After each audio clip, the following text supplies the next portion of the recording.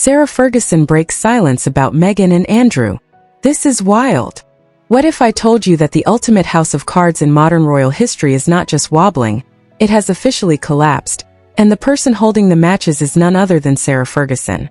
Yes, Fergie has reportedly just pulled a move so wildly calculated, so utterly jaw-dropping, that it is currently sending 9.0 magnitude shockwaves straight from the gilded corridors of Buckingham Palace all the way to the pristine organic lavender-scented manicured lawns of Montecito.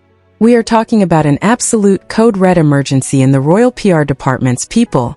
For years we've been fed a very specific, highly curated fairy tale about how Meghan Markle was just a starry-eyed, completely clueless American indie actress who wandered into the royal orbit, utterly blank-slated, practically asking, "Oh, is that the Queen's son?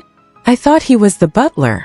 But what if that entire narrative was a beautifully scripted masterpiece? What if Meghan and the deeply disgraced Prince Andrew didn't just know of each other, but actually crossed paths in the ultra-exclusive, super shady high society yachts and private clubs of the global elite long before Harry was ever in the frame? According to explosive whispers echoing through the palace walls, Sarah Ferguson has finally decided to let the tea overflow, exposing a secret connection that Prince Harry himself was reportedly completely blindsided by. Grab your popcorn and buckle up, because we are diving headfirst into the most scandalous, tangled, and deliciously chaotic royal mystery of the decade. To truly understand the sheer magnitude of this explosive situation, we first have to look at the chessboard and the chaotic players involved, because this is not just your average royal family disagreement. This is a high-stakes, multi-layered game of survival, reputation rehab, and ultimate PR warfare where the rules of engagement have just been completely thrown out the window. On one side of the board, we have Meghan Markle, the Duchess of Montecito herself, a woman who has masterfully branded herself as the ultimate modern victim of an ancient, cold-hearted institution. For years, the narrative from her camp has been incredibly consistent. She was the naive, self-made American actress who knew absolutely nothing about the British monarchy, a woman who claimed she did not even Google her future husband before their first date. We all remember that incredibly theatrical interview where she implied she was just a blank slate wandering into a gilded cage. But let us be honest for a second. In the ruthless arena of Hollywood and global high society, nobody survives, let alone climbs to the absolute top, by being historically illiterate and completely oblivious to who they are rubbing shoulders with. Over the years, Meghan has built a rather fascinating reputation for what critics call her tactical social editing. On her side of the family, almost everyone has been systematically frozen out, from her estranged father Thomas Markle to her half-siblings, leaving only her mother, Doria Ragland, in her immediate circle. Then she moved on to Harry's side of the family, successfully pulling him away from his brother, his father, and his entire homeland, relocating him to a sprawling California estate where he is seemingly isolated from his former life. It is a pattern that has left royal watchers deeply skeptical, painting her as a brilliant strategist who knows exactly how to curate her surroundings for maximum personal benefit. But now, enter the second player on this chaotic chessboard, the radioactive man of the British royal family himself, Prince Andrew. If Meghan Markle is the queen of modern PR maneuvering, Prince Andrew is the undisputed king of public relations disasters. We are talking about a man who officially stepped back from public life, after a train wreck of a television interview that will go down in history as the absolute gold standard of how not to handle a crisis. His deeply controversial association with the late, notorious financier Jeffrey Epstein dragged the royal family's reputation through the absolute mud, leaving Andrew completely stripped of his military titles, his royal patronages, and his ability to represent the crown in any official capacity. He became a social pariah, a man sequestered behind the high walls of his residence, avoided by almost everyone who valued their own public standing. For years, the palace has treated Andrew like a deeply embarrassing family secret that they desperately want to lock away in a dark room and never speak of again. The sheer level of public anger surrounding his past actions and his bizarrely unrepentant attitude has made him completely toxic to any brand, any event, and any public narrative. And right next to Andrew, standing fiercely, almost bafflingly in his corner, is our third key player, Sarah Ferguson, the Duchess of York.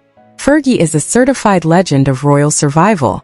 She has been divorced from Prince Andrew since the 90s, yet they still share a massive 30-room mansion called Royal Lodge. She has spent the last 3 decades navigating her own endless cycle of financial scandals, weight loss endorsements, children's book tours, and bizarre television appearances, all while trying to keep one foot inside the royal tent. Sarah has always been the ultimate wild card of the family, unfiltered, loud, and prone to saying things that make palace courtiers clutch their pearls in absolute terror. But her loyalty to Andrew has remained completely unwavering. She has repeatedly told the media that she promised the late Queen Elizabeth on her deathbed that she would always stand by her disgraced ex-husband, and she has kept that promise to a fault. However, Sarah's own reputation took a massive, devastating hit recently when older emails surfaced showing that she too had referred to Epstein as a friend in the past. Suddenly, her carefully constructed comeback tour was completely derailed. Charities began quietly dropping her as a patron, the media spotlight turned harsh once again, and she found herself cornered, fighting for her own relevance and survival in a world that was rapidly losing patience with the York family.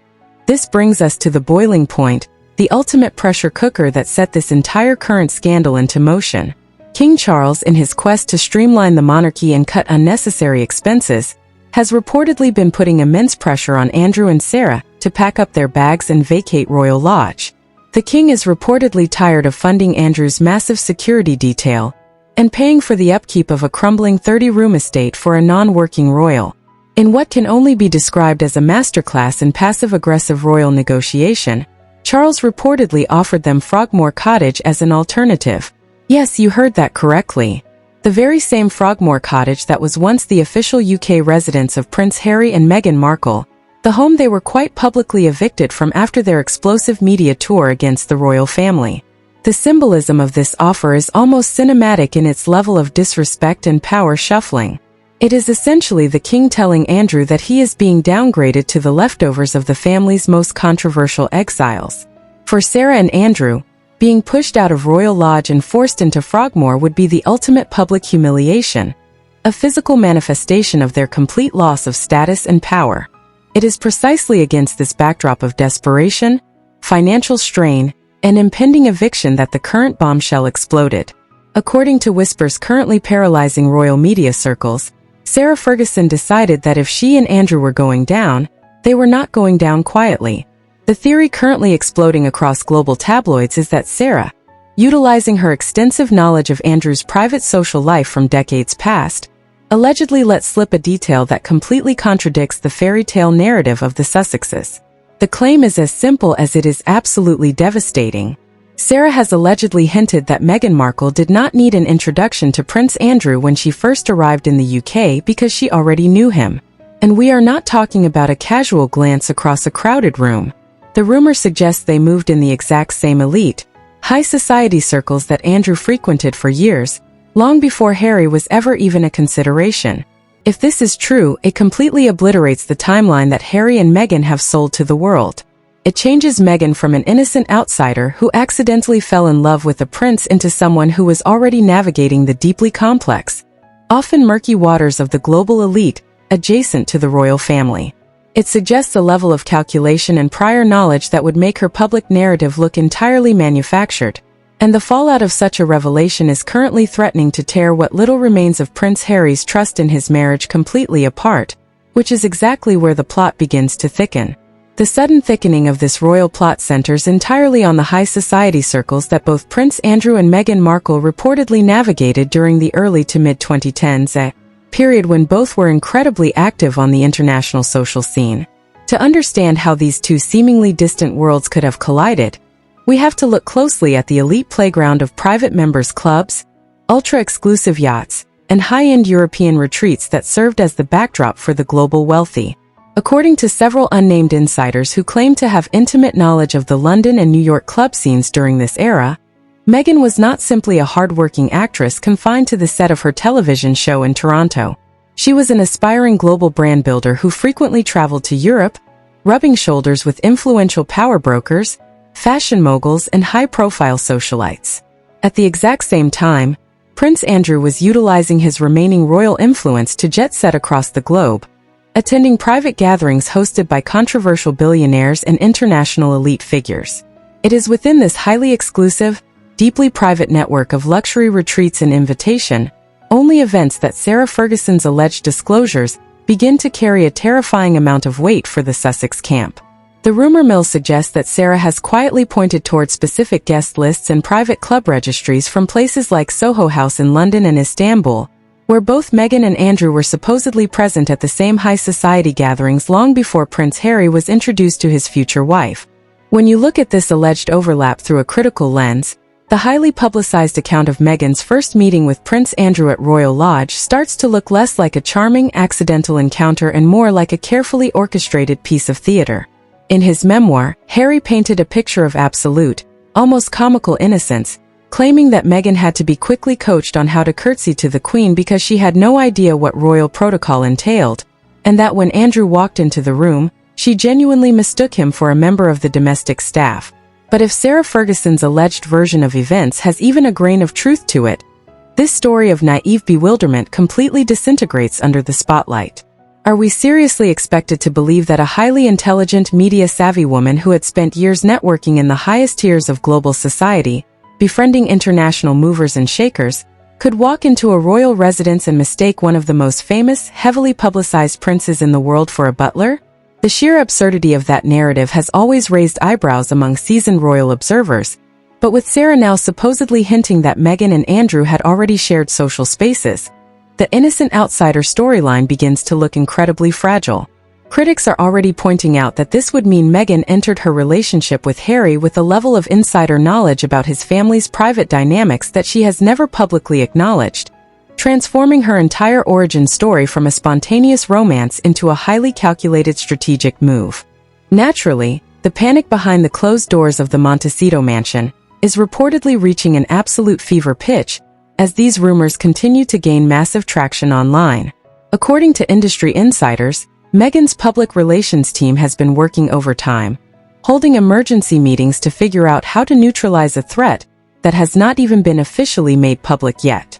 The problem with a rumor of this nature is that it is incredibly difficult to combat without giving it more oxygen and bringing it to the attention of the mainstream media. If Meghan's team issues a formal, aggressive denial, they risk turning an internet conspiracy theory into a front-page global news story, which would force the public to look even closer at her pre-royal past. On the other hand, remaining completely silent is a massive gamble, as the vacuum of information is quickly being filled by eager royal commentators, TikTok sleuths, and internet detectives who are currently digging through archival photos, old blog posts from Meghan's former lifestyle website, and flight logs from a decade ago. Every single old photograph of Meghan at international events is being digitally dissected, with people searching the backgrounds for any sign of Prince Andrew or his known associates, creating a digital wildfire of speculation that no amount of polished PR statements can easily extinguish. But the real heartbreaking tragedy of this entire chaotic situation is the profound psychological toll it is reportedly taking on Prince Harry. To understand why this rumor is so toxic to Harry's mental well-being, you have to look at the emotional foundation upon which he built his entire post-royal life. Harry did not just marry Meghan, he essentially martyred himself for her. He gave up his military appointments, his family relationships, his homeland, and his lifelong status as a working royal, all under the deeply held belief that he was saving a vulnerable, innocent woman from the same monstrous media and palace machine that he believes destroyed his mother, Princess Diana. He bought into the narrative that Meghan was a complete blank slate, a pure soul who entered his world with no ulterior motives and no understanding of the royal trap. If it turns out that Meghan actually had prior connections to the most controversial member of his own family, that she knew exactly who Andrew was, and that she had already navigated those elite circles before ever meeting him, Harry's entire worldview collapses. It would mean that the great rescue mission of his life was based on a fundamental misrepresentation, leaving him with the agonizing realization that he may have sacrificed everything he ever loved for a carefully constructed illusion. Meanwhile, the public reaction to these escalating rumors has split the internet into two fiercely opposing and highly vocal camps. On one side, the die-hard supporters of the Sussexes are fiercely defending Meghan, dismissing the entire story as a desperate, coordinated smear campaign orchestrated by the British press and disgruntled royals who are furious that Harry and Meghan successfully escaped the royal birdcage. They argue that Sarah Ferguson is the absolute last person who should be throwing stones, given her own history of public embarrassments and her ongoing association with the disgraced prince. They claim that this is a classic distraction technique, designed to take the heat off Andrew's ongoing eviction crisis and Sarah's own resurfaced scandals. On the other side of the spectrum, the royal traditionalists and online critics are having an absolute field day, celebrating what they view as the inevitable unmasking of a master manipulator. For these critics, the idea that Meghan had a secret connection to Andrew is the ultimate confirmation of everything they have suspected for years, and they are eagerly waiting for the moment the house of cards finally tumbles down.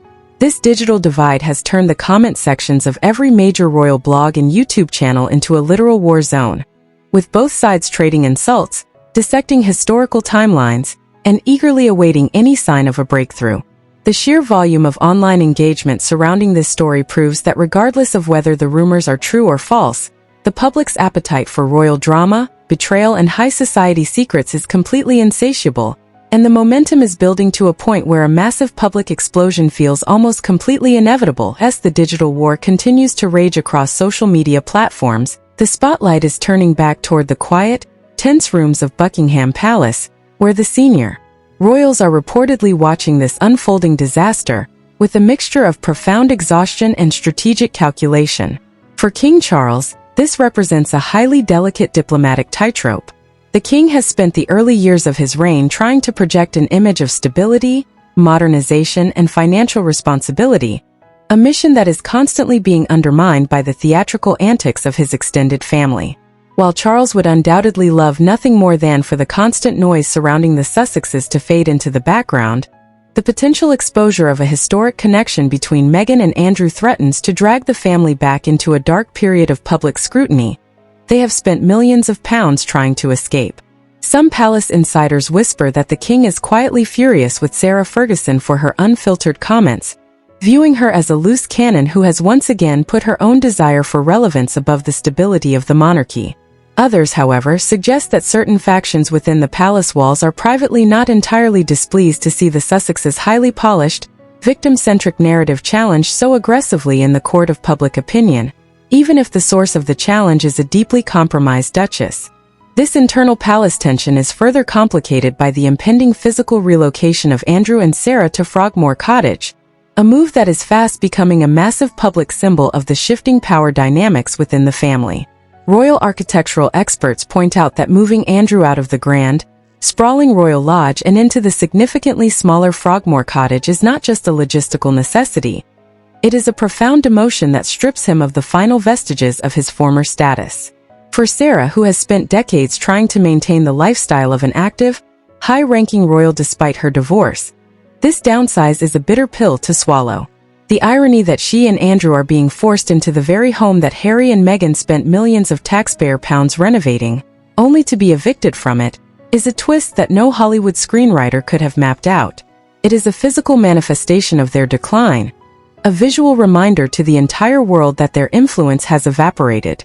This sense of desperation and loss of face is precisely why many seasoned royal commentators believe Sarah may have decided to play her ultimate wild card, using her knowledge of the family's past to create a massive distraction that shifts the focus of the global media away from their humiliating eviction and back onto the controversies of Montecito. But as the rumors continue to circulate, the potential legal and financial consequences of these unverified claims are beginning to loom large over everyone involved. Under British libel laws, which are notoriously strict and highly favorable to plaintiffs, making public statements that damage a person's reputation without hard, undeniable evidence is an incredibly risky gamble. If Meghan Markle decides that these rumors have crossed the line from harmless internet gossip into damaging defamation, she has the financial resources and the global legal apparatus to launch a devastating lawsuit against anyone who formally publishes or repeats these claims as fact. Such a legal battle would be absolute poison for Sarah Ferguson and Prince Andrew, who are already facing severe financial strain and cannot afford to spend millions of pounds in court fees. However, a lawsuit would also be a double-edged sword for Meghan, as the legal process of discovery would force both sides to turn over private emails, text messages, travel logs, and personal diaries to the court, potentially exposing secrets that both families would prefer to keep buried forever. This high-stakes game of legal chicken is likely the main reason why both camps have maintained such a deafening, tense silence, with each side waiting to see if the other will blink first. This silent standoff is also taking a massive toll on the commercial brands and media empires that have aligned themselves with the Sussexes over the last few years.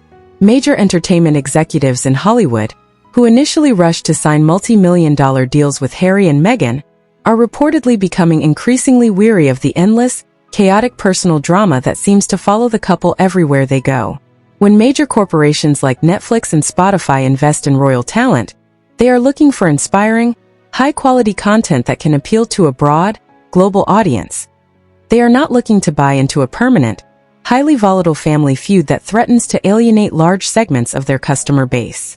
With their major partnerships dwindling and their public credibility being constantly chipped away by new scandals, the Sussexes are finding themselves in a highly vulnerable financial position. If these latest rumors about Meghan's pre-royal past manage to gain enough mainstream traction to damage her brand permanently, it could severely limit her ability to launch new commercial ventures, leaving the couple in a very difficult spot as they try to fund their lavish California lifestyle without the financial backing of the British taxpayer. Ultimately, whether these shocking claims about Meghan and Andrew are based on historical truth or are simply the product of a highly sophisticated, desperate PR distraction campaign, the damage to the fragile trust within the royal family is already done. For Prince Harry, the realization that his marriage, his sacrifices, and his entire public identity are constantly being debated and dissected through the lens of ancient high society scandals must be a deeply isolating